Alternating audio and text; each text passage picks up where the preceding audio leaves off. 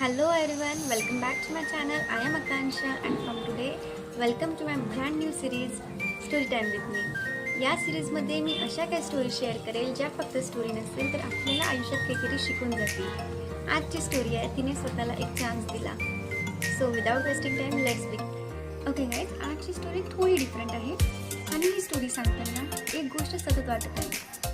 आपण आपल्या आयुष्यात किती वेळा स्वतःला कमी समजतो ना. किती वेळा वाटतं की माझ्याकडून होणार का, मी बाकींच्यासारखी टॅलेंटेड नाही, माझ्याकडे रिसोर्सेस नाही, लोक काय म्हणतील. पण आजची स्टोरी अशाच एका मुलीची आहे जिला सुरुवातीला स्वतःवरच विश्वास नव्हता. तर स्टोरी सुरू होते एक अगदी नॉर्मल मुलीपासून. ती एक मिडल क्लास फॅमिलीमधली होती. तिच्याकडे मोठे कॉन्टॅक्ट नव्हते, एक्सपेन्सिव्ह कोचिंग्स नव्हत्या किंवा कोणतेही स्पेशल ॲडव्हान्टेजेस नव्हता. पण तिचं एक ड्रीम होतं. पण माहिती आहे प्रॉब्लेम कुठे होती. प्रॉब्लेम होती की तिच्या ड्रीम्सवर विश्वास ठेवणारी ती स्वतः नव्हती. ती जेव्हा कोणाला सांगायची तिच्या ड्रीमबद्दल तेव्हा काही लोक हसायचे. ते म्हणायचे तू हे करणार, आणि बाहेरून मात्र तीही हसायची. पण ते वर्ड्स तिच्या मनात राहायचे.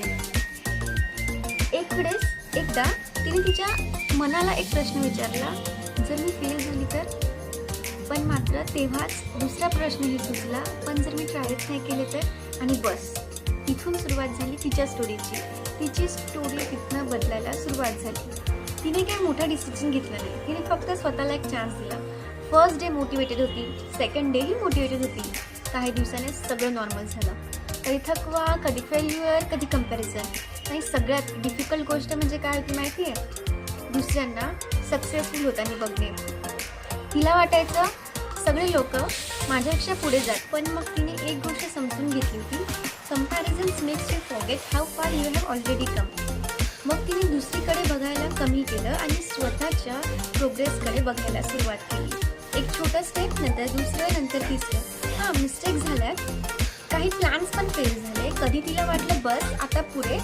पण प्रत्येक वेळी ती स्वतःला सांगायची आता जमलं नाही म्हणजे असं नाही की कधीच जमणार नाही. आणि हळूहळू तिचा कॉन्फिडन्स वाढत गेला. आणि एक दिवस तिला ती अपॉर्च्युनिटी मिळाली ज्याची ती इतक्या दिवसापासून वाट बघत होती. तिच्याकडे आता दोन ऑप्शन होते. फर्स्ट, पुन्हा भीतीने मागे हटणं, आणि सेकंड, पूर्ण ताकदीने ट्राय करणं. तिने सेकंड ऑप्शन निवडलं. आणि नाही, तिच्यामध्ये घडलेला बदल, तिच्या आयुष्यात घडलेला बदल हा मॅजिकली एका दिवसात झालेला नव्हता. पण एक बदल कायमचा झाला. तिला आता फेल्युअरची भीती वाटत नव्हती. कारण तिला कळलं होतं failure is an event, not your identity. आणि ज्या लोकांनी तिला म्हटलं होतं तुझ्याकडे नाही होणार, तिने त्यांना आन्सर देण्यासाठी काहीच नाही केले. तिने फक्त स्वतःवर काम केले. आणि शेवटी तिला जे मिळालं तो फक्त सक्सेस नव्हता, तिला स्वतःवर विश्वास मिळाला.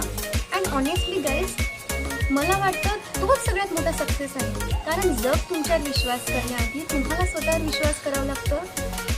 सो तुम्ही काहीतरी नवीन करण्याच्या विचारात असेल, please don't wait until you are completely ready. Start small. I know start will scare you, but start. कदाचित तुमच्या आयुष्यातला बेस्ट चॅप्टर अजून लिहायचं बाकी असेल. अँड मे बी तुम्हाला एका चान्सची गरज असेल. एक चान्स देऊन बघा. That's it for today.